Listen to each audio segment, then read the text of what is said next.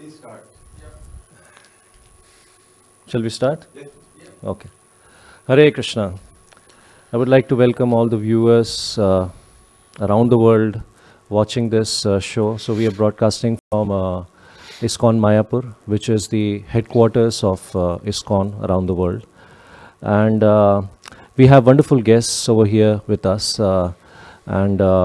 So we are going to discuss about wars and battles, not exactly in terms of how it happened, etc., but what is the philosophy behind it and why it has happened. And over the period of time, we have seen that our founder Acharya himself lived through two different wars, which was World War One, Two, and so many other wars during his lifetime and after the inception of ISKCON, and of course when Srila Prabhupada also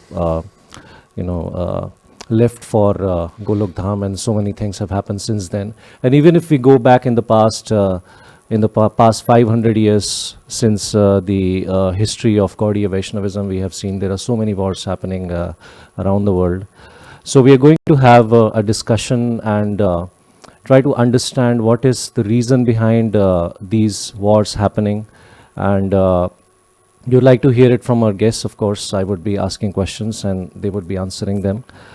So moving ahead, I would like to introduce our wonderful guests that we have with us. I'll start with Kripanidhi Prabhu, who is a disciple of Srila Prabhupada. So Kripanidhi Prabhu was initiated by Srila Prabhupada on June 6th, 1972, at the age of 21 in Portland, Oregon, USA. On the direct order of Srila Prabhupada, he traveled and distributed books as brahmachari for the next 11 years.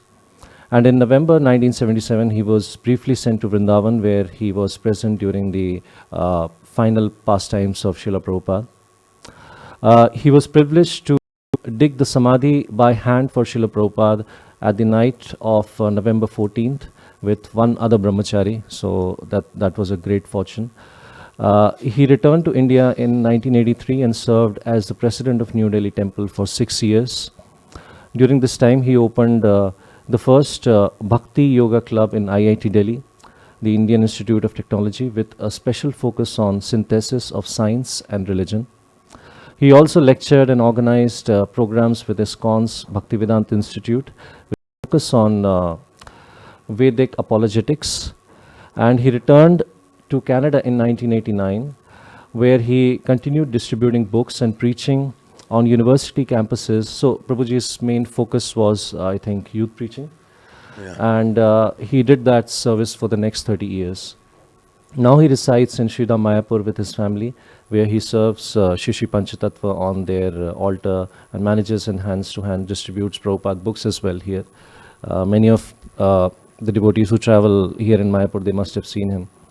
And he takes up other worldwide preaching activities like giving lectures on Zoom, participating in Harinam, and preaches Krishna Consciousness to students, and he gives very nice Bhagavatam classes as well. So welcome, Prabhuji. Thank you so much for giving your precious time here. Thank you, Prabhuji. And next we have Kaunteya Prabhu. Welcome, Prabhuji. So he's actually a doctor. So he is a PhD in Indo-Vedic psychology, and he has also completed his Bhakti Shastri and Bhakti Vaibhav degree here, somewhere here in Mayapur itself. Not here, but in ISKCON. Okay. So he is a disciple of His Holiness Jayapata Goswami Maharaj, and he joined ISKCON in Rome, Italy, in the 1980, living in India for past 37 years. And now he's based in Jagannath Puri, right? Or in Jagannath? Back and forth. Back and forth, okay. Jagannath Puri. Okay. He has done some very wonderful services. So he is the co-minister of ISKCON Congregation Development Ministry. I was. Okay, you were. Okay. And a co-chairman of GBC Organizational Development Committee, a trustee, GBC College of Leadership Development, a member of GBC Strategic Planning Team, a member of GBC Nomination Committee, GBC Representative for Iran, then Special Duty Officer for ISKCON Brazil, member Latin Regional Governing Body, book distributor, and a Gurukul teacher as well. At present, so these were his previous services, I think. Now he is serving as a writer and a researcher, a curriculum developer, and a faculty member at GBC College of Leadership and Development. And he is a coordinator for ISKCON Constitution Project and a member of International Board of Directors, which is for Back to Godhead magazine. And he's also the director of ISKCON Community Life, a division of ISKCON Congregational Development Ministry. And he has authored a number of books, which I most probably will put in the description. So if you want, you can go ahead and read more about it. So welcome, Prabhuji. Thank you so much for giving your precious time. Then we also have Adi Guru Prabhu here with us. And Adi Guru Prabhu has joined ISKCON in 1990 at the age of 21 as a brahmachari, and then he got married in 1998. He has one son. And he's preaching services, Harinam, books, and organizing different programs in France and UK. And he owns a business selling incense sticks, which is pureincense.com. And he has served 20 years in expos in London and UK, like yoga shows, and representing our ISKCON Hare Krishna movement there. So welcome, Prabhuji. Thank you. So here we'll start with our questions, as I've already shared what the topic is. So I'll start with Kripanidhi Prabhuji here. So the first question I have is, so we see that in the material world there are, in our current times as well, we see that there are multiple wars going on, and even in your lifetime you must have seen there are so many wars going on around the world. So what is the philosophy behind it? Why do these wars happen?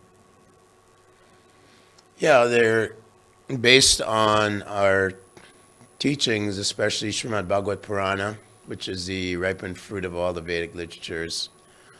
There's a direct connection between human behavior in terms of ethics and morality in a broader spectrum than just humans to humans, but humans to our fellow animals and so on. So there's a direct connection between that and what we call the karmic reactions. So it's definitely clearly stated in many of our spiritual masters' purports, and also in Krishna's speech to Arjuna, the Bhagavad Gita, in the 16th chapter. He says, Etam justam avastabhyan astalpano pabudaya prabhavanti ugra karmana shayaya jagato hitaha. In that verse, it says that persons of very materialistic and, I would say, unsaintly philosophies and lifestyles and so on, that their civilizations are, bound to encounter a lot of conflict socially, internationally, and so on. So in Srila Prabhupada's purport to that particular verse, he says this is, although this was spoken by Krishna 5,000 years ago on a battlefield, is very, very pertinent in this day and age. The reaction, in other words, the reaction of that we see due to animal slaughter and killing of embryos and so on, human embryos, is a direct reaction to war. Is a direct reaction to these inhumane behaviors of human society. So there's many verses and purports by Srila Prabhupada, commentaries on this particular topic. Yeah. So. Okay. So when we say that it is because of certain types of activities that as a human race or as a human civilization, that some activities that they undertake, and then as a reaction we get that karma. So if we, this is like a high level understanding. But if we come to a little low level, like how does it translate? Is it something that translates as human greed, or does it translate as lust for something, or like when it comes to like low level, like how do we understand that okay, this behavior is going to lead to this particular type of action? Well, if we look at the symptoms of what we call spiritual ignorance, then we see, as you're saying, that there are many elements of human beings who are ignorant of their divine nature, or the divine nature of all beings, which is the soul. So the paradigm of the Vedas begins with consciousness and the soul, consciousness being a symptom of the soul, and we're endowed with free will, therefore. So the offshoots of that is humans that are covered by things like greed, lust, misconception of who they are, and then, of course, other corollaries to the kind of egotism of our modern society. Egotism, acquisition, these are the general, goals of human beings, values, you might say. It's all coming from a place of ignorance of who I am, a place of false identification or false egoism. And then it really, from there, it just, increases more and more and more into all kinds of negativities and so on. So this is all part of the Vedic philosophy. People are influenced by the lower natures called the Rajaguna, passion, Tamaguna, ignorance. So because of the lack of this education, as Srila Prabhupada said, there's no faculty in universities which are educating us on who I am, what is life, what is consciousness, what is self.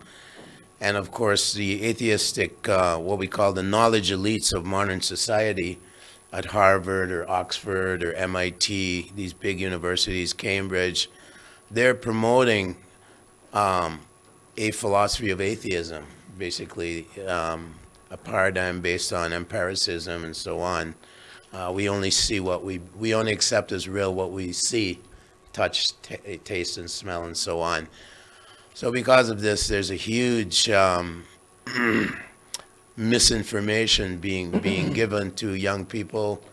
The politicians, leaders of society are all following this atheistic model. And as a result, we say, and based on the scripture, the reaction is conflict. Okay. So here, like, so Kante Prabhu, my question for you is like, when we come to Bhagavad Gita, we see that Krishna is promoting war to Arjuna, right? He's saying that you should fight, right? So how do we differentiate when the wars that are happening or have happened, so many different types of wars in our lifetime or in the previous, like say, 2,000, 3,000 years? So how do we differentiate this war that Krishna is convincing Arjun to perform or participate in, than the others that are happening now or have happened in the past? Yes, an action can be the same action, but depends on the motivation and the context, might have a complete different karmic picture. Just like, for instance, if a soldier kills in battle, they give him a medal. Yes. But if the same soldier goes back home and he kills his neighbor in a fight, then he'll go to jail. Even in some country, will be even killed. So, some degree of violence, hurting physically other human beings, is inevitable in this world due to the conflict that Prabhu discussed. He explained the roots of this conflict.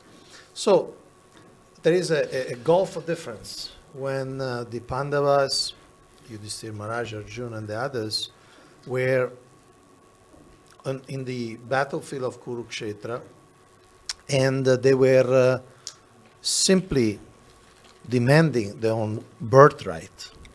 which was usurped. I mean, I think our listeners and viewers from India know the Mahabharata story, how the Pandavas had the right to the empire in Hastinapur, and then they were tricked and they were exiled, and they were victims.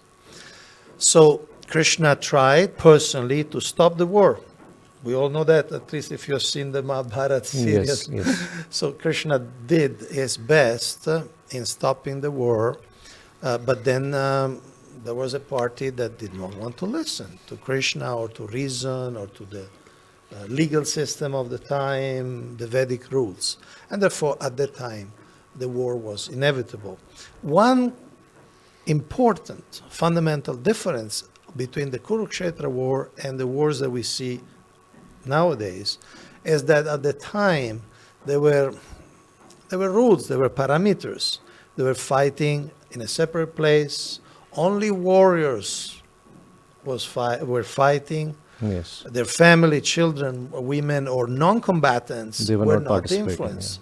yeah. So this is a major thing. Nowadays we see, unfortunately, there is so many indiscriminate Bombings, that kill non-combatants. Civilians die. Civilians. And they destroy So the that's cities and villages. destroy city, destroy village, and so I mean, so many. Like a other. genocide. Genocide legal is a very technical term, but yeah, Okay. we in at least journalistically we could say sometimes Okay. we do witness an indiscriminate killing Okay. of human beings. So that's also a very important difference. So Krishna, even in Kurukshetra, he did not support or promote that type of killing. Okay. These were all professional warriors who have chosen to be there, and so so it was a different ball game, really. Okay. Thank you for adding that perspective. With Adi Guru Prabhu, I would like to ask, like we also see that in the medieval times or even before that, I don't know the recorded history far back to maybe 3,000-4,000 years, but even during the medieval times and even today we see that there are many people who, many religions or some group of people, they claim that we are also fighting for religion. We are also fighting on based on our scriptures. We're killing based on our scriptures. So how do we understand, from right to wrong, that this is wrong, this should not be done? So what is our Vedic perspective or perspective from our scriptures like Bhagavad Gita, Srimad Bhagavatam on this?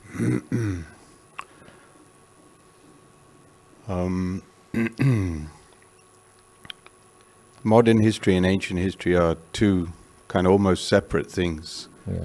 And conflict is not really the problem, in the sense that if you go back in ancient times, there was dharmic warfare, and the warriors were happy to go into battle. They were happy to die on the battlefield. There's two types of death that is rare: on the battlefield, fighting religious warfare, or in bhakti yoga. So from both you can attain heavenly planets or the spiritual world. So there's no comparison. Like we said, that it was on the battlefield, not in the cities, not in the towns. No innocents were killed.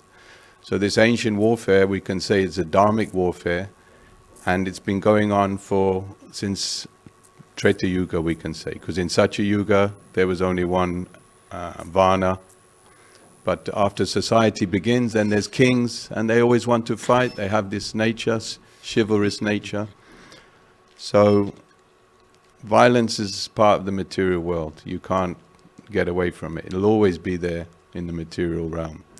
Whether who wins, who loses, who cares, like that. So as far as modern so-called religious warfare, is it really religion? Do they really want to love God? Is that really what they're fighting for? Or do they have very strong faith in the wrong thing? Okay. So that faith you have to analyze, is it in the mode of ignorance, passion, or goodness? Is it based on not only scripture, but is it based on logical knowledge?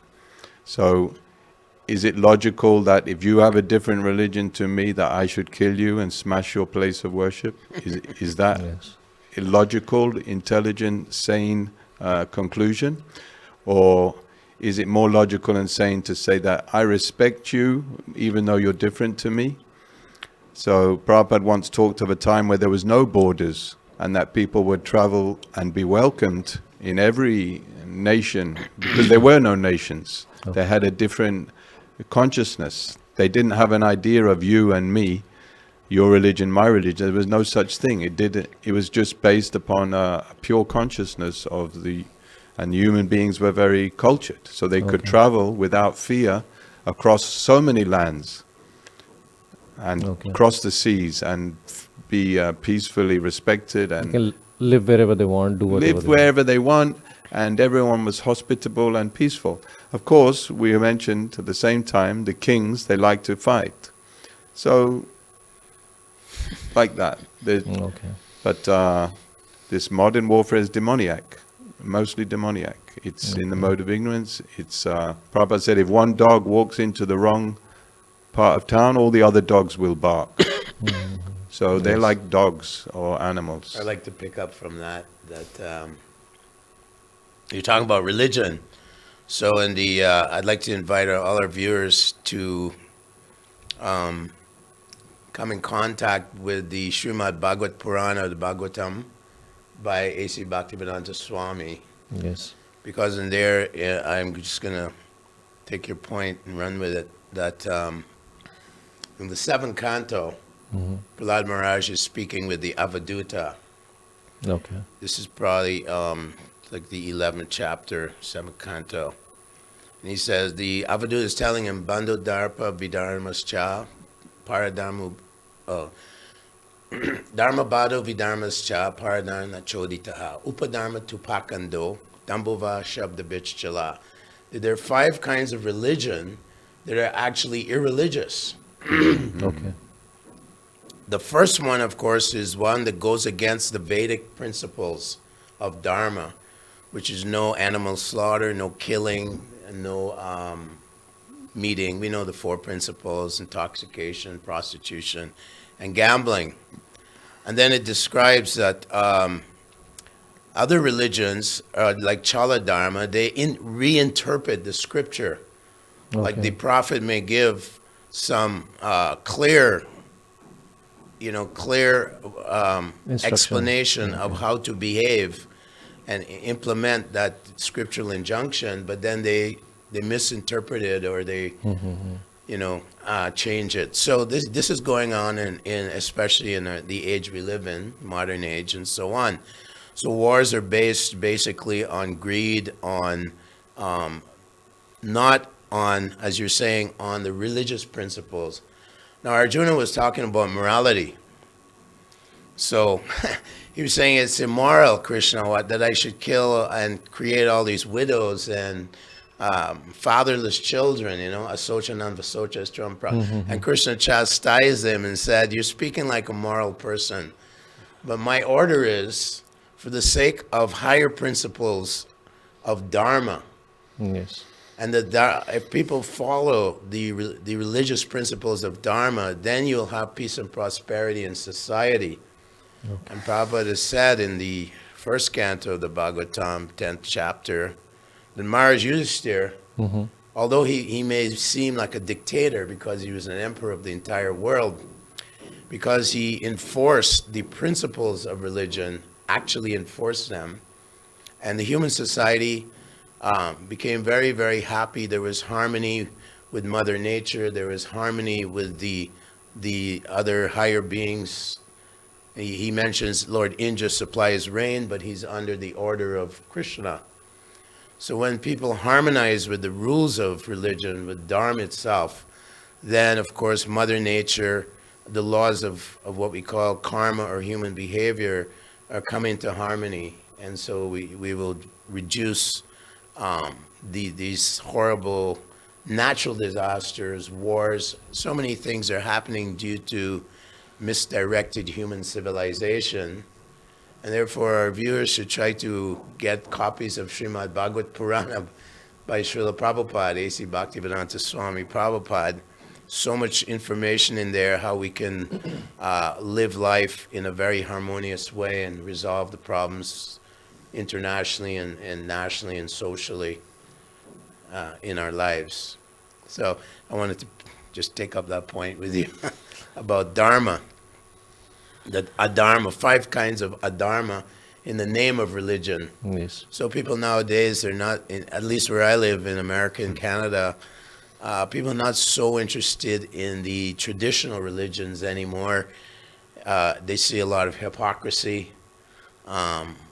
A lot of people, leaders or so-called leaders with foibles and so on, and so that therefore we're talking here from a spiritual level. The Dharma is actually a spiritual practice. So I actually like your point. When you say that when these dharmic principles are, you can say, the people are in general are asked to follow these principles. Like I have seen in my personal life as a sadhak as well. In the beginning, the sattva guna, when we are doing sattva guna activities, they may seem very difficult or uncomfortable, but later on they give happiness. Whereas the mode of passion activities, they may be pleasurable in the beginning, but they cause suffering. So I like that point, because if, for example, a priestly king or a dharmic king implements dharma, so it will be difficult for the population in general to accept them in the beginning. It may sound like an austerity, but later on it will give benefits. So I think this is what happened with Yudhishthir Maharaj implementing dharma as well. Is that what you mean? Yeah, I mean, Krishna tells Arjuna in the 14th chapter, I'm sure my colleagues here will tell you that he talks about happiness in the mode of goodness, yatat agre vishameva. In the beginning, it's visha, or poisonous. Pariname mitopamam, which means in later on it becomes like nectar. And atma bhavat prasada, and it is conducive to spiritual advancement. Then he tells Arjuna that in the mode of passion, yata vishyendriya samyogad, connection with the senses and their sense objects, in the beginning is like nectar. Yatad agre mitopamam, pariname visham, becomes poisonous. Divorce, conflict, and so on. So yeah, Mars Yudhisthira, Krishna is saying, like, cultivating the mode of passion may not be so attractive. It may, quick, American culture, quick pleasure. Yes. Western yes. culture, quick pleasure doesn't always give us value in life. And we see that in our modern society today. Actually, everyone's imitating the American way. But my colleagues can elaborate on that a little more. Yeah, thank you, Prabhuji. So, Kante Prabhu, in what situations or in what conditions is war justified? There are certain situations in which even like you mentioned that Krishna tried to avoid the war as much as possible. But in what situations is war like 100% justified? See, in every legal system of the world, there is the principle of self-defense. Yes. And that's valid both individually and collectively. Okay. In other words, if I'm sitting at home with my family and somebody comes in with weapons and tries to harm my family, my children, I have the right to defend myself. And I might even kill the aggressor if I manage to. Okay? Yes. And that's respected in every legal system as legitimate. So similarly, sometimes entire countries, entire nations are attacked from outside, and they have the right to defend themselves. So in some case, is a very clear cut that there is an invasion, and people don't want to be invaded by the invading force for whatever reason. And they defend themselves. They organize and they counterattack, or at least they try to defend.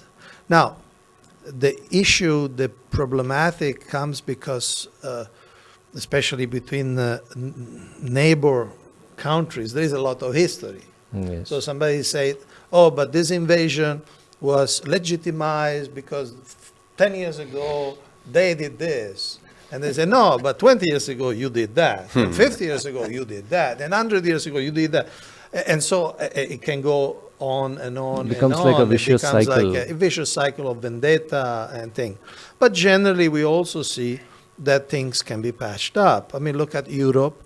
They had this First World War, which was basically only in Europe, although it's called World War, was actually fought basically only Europe.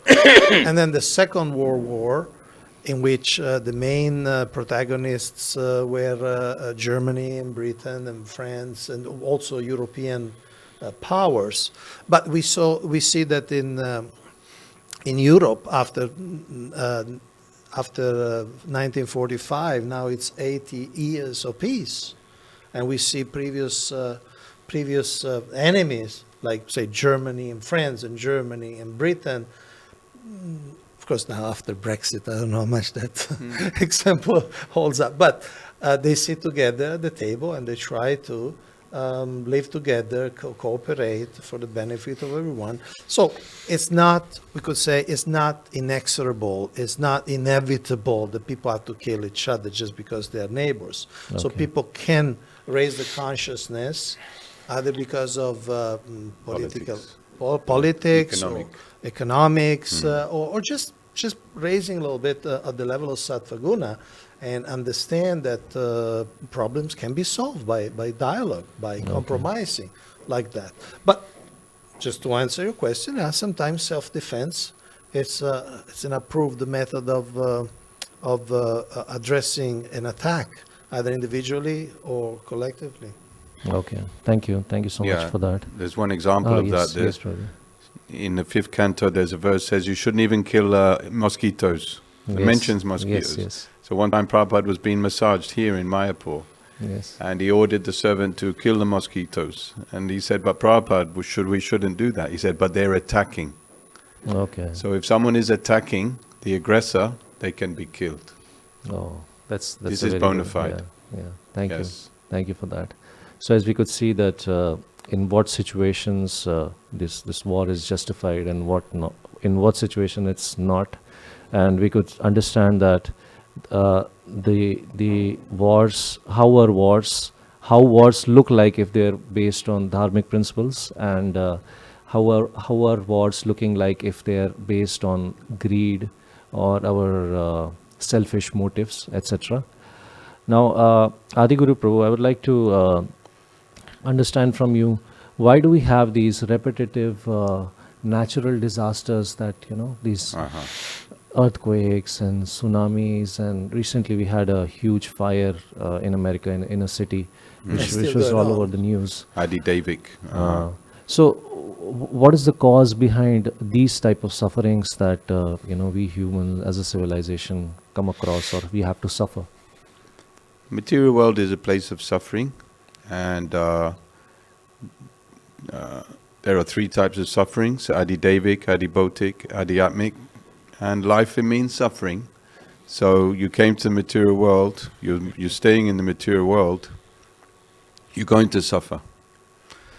So, but you see, in that Daivic suffering, okay, the demigods, or the nature, you can say, is causing the earthquake, tsunami, the fire, and Yes. people are suffering. Yes. Yeah, that's. But you see, some people, they do not suffer. So there was one house in California, surrounded by burnt buildings, and one house is standing untouched, unscathed. Not even the paint was burnt. So the demigods, or the divine forces, they are arranging. If someone is not to be damaged or hurt, then, so therefore there is no such thing as, improper suffering, improper punishment. Everyone is suffering. So everything is calculated like that. Everyone is getting exactly what their karma is there. Okay. And there's many examples we can say. In the Bhagavatam, there's the king who didn't have a baby. Then he finally had a baby, and then his co-wives killed the baby. Yes. So his karma was not to have a baby son. But he begged one sage, please, can I have a baby son? So the sage said, yes, but this son will bring you happiness and distress. And sorrow, yeah. So then the son came. He was, after so many years, he was so happy, and then the son got murdered. So his unhappiness increased. So sometimes best to give up your desires and just accept your karma. And one more thing I'll say. Yeah. In 1940s, there was a famine in India. Ah, yes. One American journalist came, and he was amazed to see that the people were just tolerating and accepting. And he said if this was in America, there'd be riots. They would be rioting against the government, and they would be tearing down the government buildings. But the Indian people, they're so trained in the laws of karma that they accept. So in some degrees, some acceptance of one's karma is a very good quality. Okay. Trinada Pisunichana, one should tolerate. And in that way you suffer the results of your past karma, your sin, and you get free from that sin. Whereas if you try to react, then you again get entangled in the material further world. entanglement, yes. So daivic sufferings is part of the package. They may increase or decrease according to the piety of the world. Okay. But when the world is very, very sinful, then these daivic sufferings will increase, no doubt. Okay. Okay. You wanted to add a point, Kante Prabhu? Yes. As an addition, sometimes is the mismanagement of the natural resources that creates these cataclysms, these catastrophes. Okay. For instance, right now we are in West Bengal, and we have two neighbors to the north. We have Nepal, and we have Bhutan. Correct. Yes. So for many years, for many decades, the policy of Nepal was to cut the trees, because trees are Okay. valuable, trees is wood. Yes. And in Bhutan, the kings of Bhutan specifically had this value of keep the trees, don't cut it. I mean, trees is an immediate gain, right? It's money. Yes. You cut the tree, you get money. It's Correct. immediate. And so we see in Nepal that policy created so much trouble, so much flood, so much erosion, so much pain for the people. Yes. Yes. People, This I have personally Yeah. seen. Actually. yes. But in Bhutan, where they kept the trees, we don't have those type of problems. Yes. And So this is Dharma. The Dharma says don't cut the tree. In some circumstances, you can have some trees that are good for paper and cut. But generally, trees are to be protected. And that the king of Vedic king is called Praja. Protect not only human beings, but not only the animals, All but living even the entities. trees. Yes. So this is a very, very good example that when you go against Dharma, try to make yourself enjoy, then you ruin and create suffering for millions of others. Very good point. Human beings also think that they're proprietors of the earth. Yes. However, Krishna says if you want peace, then there's a famous verse. You know the verse, 5th chapter. Everyone knows it. Bhaktaram. Bhaktaram Bhaktaram Yakitamasam Yakitamasam, Sarvalokam yes. Ishwaram. So, is also in many places Krishna condemns those who think that they're the proprietors. So we're going to take the trees, we make a profit, and then we're going to enjoy our senses. That's the unfortunate overriding worldview that we're meant to exploit as much as we can, and then artificialize our lifestyles, and in this way we'll enjoy life. But Krishna condemns that in the 16th chapter as completely Iswaraham Bogi Siddhoham Balavansuki. It's a demonic mentality, and those who operate under the influence of what we call Rajagun and Tamagun, then Krishna says there's nothing but suffering. In Rajagun, there's Rajasastha Phalam Dukam. There's Yes. nothing but suffering, and people in India should know this. They shouldn't imitate the West, this Rajagun, Tamagun. It's the cause of suffering and so much chaos. So, yeah, that fundamental problem is I'm the enjoyer, I'm the proprietor. And I remember Prabhupada came to the airport in Dallas. The TV journalist came up to him and he said, the problem is you think you're the proprietor. He said, you're not the proprietor.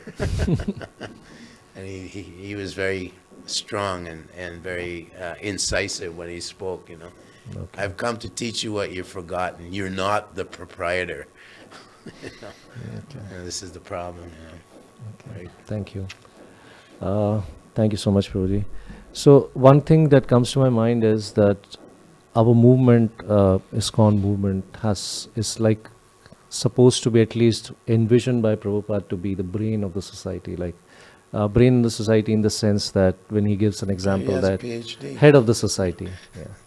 So sometimes we see that although we are like at the head of the society where we understand the scriptures, we propagate the scriptures, and we try to follow or imbibe those qualities in our lives. But we also see that even in the head of the society, there is sometimes a conflict, right? So how can we resolve this conflict that, even being the head of the society, we have in ourselves?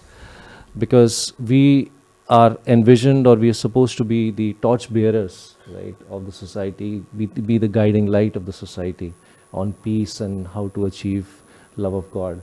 So, what is your view on this, Kripanidhi Prabhu? How can we resolve this issue in ourselves? Well, you mentioned love of God, so we have to keep the target as love of God as our target. If we become distracted as leaders with pratishta, which means a desire for fame, false prestige, power over others, followers, these are considered to be weeds within our hearts or contamination within the heart. So the purity, and Adi Guru mentioned, Trinada Pisa Nichana, that Lord Chaitanya Mahaprabhu really recommended that we should always remain that mentality of lower than the straw, not even the straw, but lower than the straw in the street. So the real leader is one who understands that if he wants to love God, if we want to develop our raga bhakti, or unalloyed devotion to Krishna without any subtle or gross desires, material desires, false prestige, and so on, then that is the key to our harmony in our group as ISKCON protagonists of bhakti yoga and so on. Yes, Prabhu. When you asked this question, a scene from the Bhagavatam came to mind. Yes. Is Maharaj Parikshit is starting his fast. He's going to die in 7 days. So he asked all the sages, rishis, brahmanas, experts, scholars, what is the duty of a man who is about to die? Okay. And the Bhagavatam describes how there were different opinions. So my point is that it's natural, because we are individuals, we have different opinions on, say, priorities, what's more important, or how to deal with a certain situation. This is natural, and it was there right at even in the Vedic times. Srila Prabhupada in those purports gives the analogy that sometimes even doctors differ on what should be the treatment of a patient. Yes. We see practically. Somebody say, Correct. we need surgery. Somebody, no, let's try with medicines first. Let's try with this. Let's try with that. But all the doctors, they want the health of the patient. Yes. So the fundamental motivation, the fundamental direction is the same.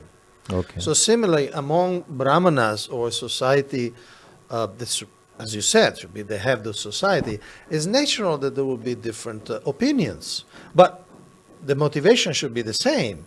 We should purify ourselves. We should give good advice, good suggestions to the leaders. We should be benevolent and beneficial to the society. Correct. And often the difference of opinion are on emphasis, not on the essence. Okay. Like, for instance, we are 4 individuals. If we, after this transmission, we discuss, okay, what should be the next topic? We'll have different ideas. and we Correct. can discuss. Yes. But if all four ideas will be compatible, because nobody will say something, we should spread atheism, or we should spread meat eating. None of us. But somebody may say, well, we should talk more about this, or we should talk about more about that. So sometimes we should not be too disturbed, just Correct. like doctors differ on Yes. on a diagnosis, or on a Method of cure. on a method of cure, on a prescription. So, but again, it's not a huge problem. Okay. Yeah. Thank you. Thank you for adding that point. Adi Guru Prabhu, can you stress some light or shed some light on resolving conflicts? I'm not talking now. I'm not talking about conflicts in the head or in our society. I'm talking in general. Resolving conflicts based on either our Srimad Bhagavatam or Mahabharata, where Krishna played a very good diplomat, trying to resolve conflict or trying to establish peace. So if we can, discuss a little on the solution part of it. You mean how we can use those Krishna's solutions? Yeah, I mean, anything based on scriptures, how to resolve conflicts. I mean, Trinadapi Sunichena is like a very high principle, right? Okay. But from in our daily lives, how can Practical. we, translate that same philosophy, and if there are other ways of, resolving conflicts, not just amongst people, but on different topics, difference of opinions, etc. Well, I mean, what family conflict, relationship conflict, yeah, we can take it political topic by conflict, topic. That's any. right. Yeah. There'll always be conflict, and you see, sometimes conflicts resolve themselves after time. So we may have a conflict, we may disagree, we may even dislike each other because of our difference, but after some time then we make friends again. Or the opposite can happen, we can be great friends and then after 10 years we fall out. And so that's the material world. I don't really know how to resolve that. But if you're peaceful in yourself and you know where you're going and you have some good relationships, so, resolving conflicts may not work, but if you're personally going forward in spiritual knowledge, spiritual life, then everything will be fine, Okay. Who cares if all your relationships don't work out, or your government goes to war, or even if you have to become a soldier and die because of the conflict, because there's no resolution.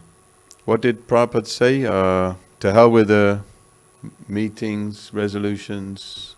What was that famous quote? Anyway. Okay. What I'm saying, it's Kali Dosa, it's an ocean of conflict, Kali Yuga. Correct. Yeah. And at least Age of quarrel. Age of quarrel. So, like you say, if we have some harmony, we should not take it for granted. We should really progress. If we can get something going in harmony, spiritually beneficial, then we should really capitalize on that. If 2 people cooperate, it's a miracle. 10 people, it's, So if there's a group of devotees cooperating and spreading Krishna consciousness, benefiting the world, they should capitalize that to its maximum and, go beyond potential, think big. And so if it's going well, then that's a miracle. Okay. The general rule is problems. Okay. I don't really know how to answer that question, sorry. So I remember that Srila Prabhupada, on some occasions, I remember I read some quotes where Prabhupada was saying that, because there are devotees around the world now, that's why Krishna is making sure that there are, the big wars are not happening, or the World War III is not happening, something like that. Or because there is Harinam going on around the world. So is this the solution, that devotees should chant more and more, and there should be more Harinams, and our movement should be propagated more and more? This will avoid conflicts. It may seem simplistic, but Bhaktivinoda Thakur also has that famous verse, Jeev Javo, Jeev Jago, Gora Chandra Bole. The Lord Chaitanya says, I brought you the medicine, Inichio Shadi Maya Nashi Barulagi. The medicine for the age is this chanting of Hare Krishna. under the guidance of a bona fide acharya or spiritual master. So we're fortunate that we are in the line of masters going back to God himself, who lived here 534 years ago, something like that. God does descend onto the planets, various planets, descends in different forms. It's a matter of faith to understand that, but for those who have some faith associating with the devotees and the chanting of the Hare Krishna under the guidance of more mature devotees, then gradually they'll experience this panacea, this medicine is very wonderful. And when they asked Prabhupada this question, he always said, yes, if everyone chants Hare Krishna, the world will become very happy and peaceful. And people, oh, it's so simple. But actually, some of the greatest scholars known to mankind are from India. Like Jiva Goswami is a famous, great scholar. So it's not that we're not intellectual because we're giving a simple process. In the age of Kali, people are manda sumanda. They're not very intelligent. They're very bewildered. And they're always in anxiety. And so God himself has come to give us this very simple process. Simply try to,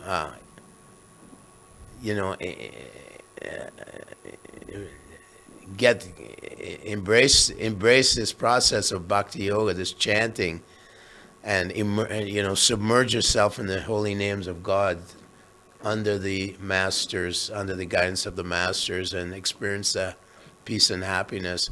So it is, in a sense, the core solution to all the problems in our human society. Begins in the family, then perhaps the county or the social, and then national, then international. Yeah. So Srila Prabhupada is giving us. He's the ambassador of Lord Chaitanya Mahaprabhu. He's representing great personalities who walked this planet, who saw God. People don't accept God, but how do you know that someone hasn't seen God? It's very possible, and there are great personalities who have seen God, and the name of God and God is non-different. It's absolute. So Hare Krishna, Hare Krishna, Krishna Krishna Krishna, Krishna, Hare Hare, Hare. Hare Ram, Ram Ram, Hare Hare. Yeah. So we heard about the principles based on. You'd like to say something? Sorry, Yeah. but you're going to close now. I feel that. Yes, go ahead. You can add So in the Agni Purana, it says if there's a deity installed in the temple, and even the people, not everyone who goes, everyone gets benefit. Okay. The miseries are reduced, the sinful reactions are reduced.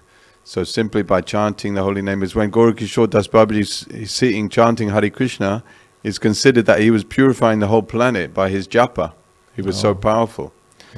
So any little thing changes the course of destiny and history, interrupts your karma, the karma of the world nationally and globally by the preaching of Krishna consciousness. Absolutely. Okay. Everything like that. Okay. Thank you. Thank you so much, Adi Guru Prabhu, for adding that. So we today in our show we discussed various topics ranging from the cause behind having these conflicts around the world since time immemorial, the wars, the battles, the natural calamities, why they happen, what kind of karma leads to such situations around the world where people fight and then they die, and this keeps going on and on around the world. And we also discussed about natural calamities, why they take place, what's the cause behind it, and we also heard about the solution like Kripanidhi Prabhu and all our guests shared, that there's only one solution, which is practicing Krishna consciousness and chanting of the holy names, reading the scriptures. So that is the way we can. It's wrong to say, I think, that if we do that, everything like this will stop. It may not stop, but at least we will know that why this is happening, and how to develop strength to tolerate such upheavals or challenges in our day-to-day life. You wanted to add something, Kandip? Yes, thank you. See, as a Hare Krishna movement, we are not only promoting vegetarianism by itself, because Krishna says that any type of food, even vegetarian food, if we just prepare it for ourselves, we are only eating sin. In other words, there will be some reactions.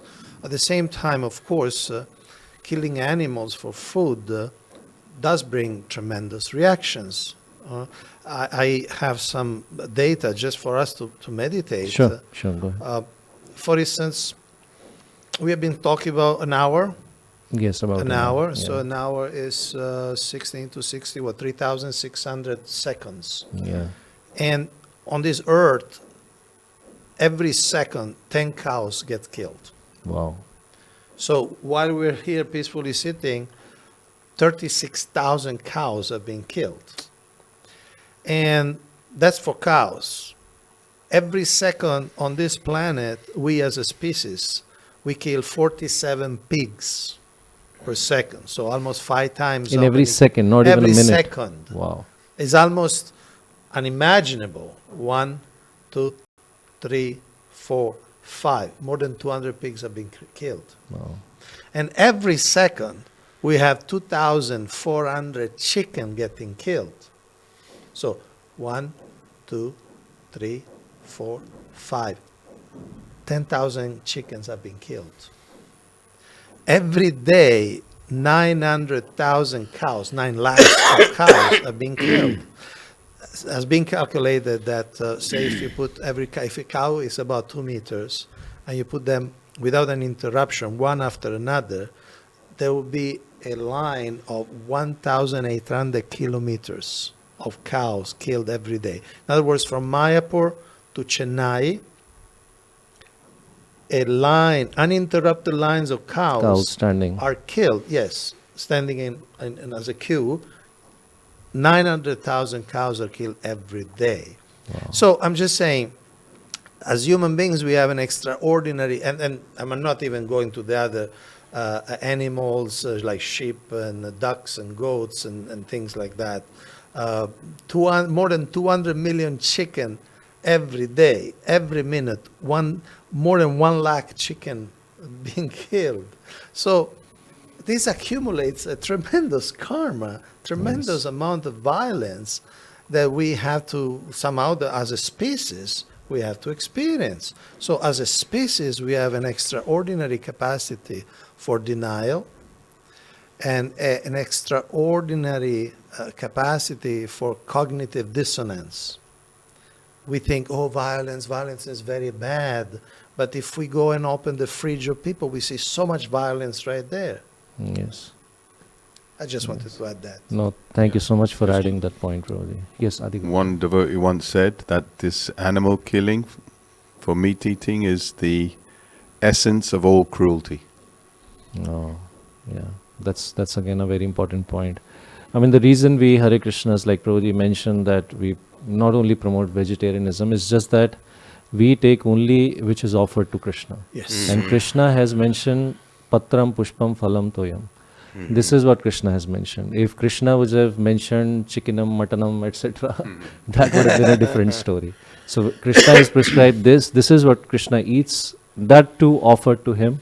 That's what we take. Because it's not about vegetarianism. It's about what I would say Krishnatarianism.